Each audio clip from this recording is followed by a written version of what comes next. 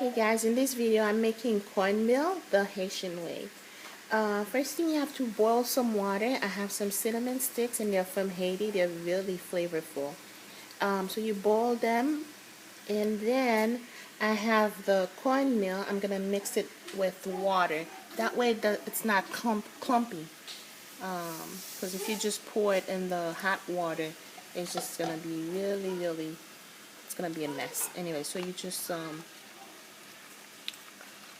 mix it with the water. And also I have some lime zest. We're gonna add in there, and we're gonna put some nutmeg and some vanilla. And in here I have some banana that I put in some milk.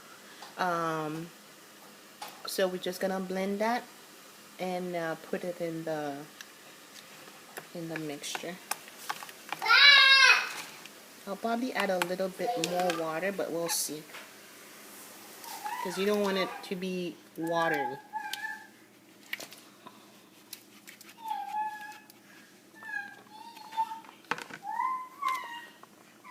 So I'm going to mix that. Oh, it's perfect. It's good enough. And also we're gonna add some coconut milk.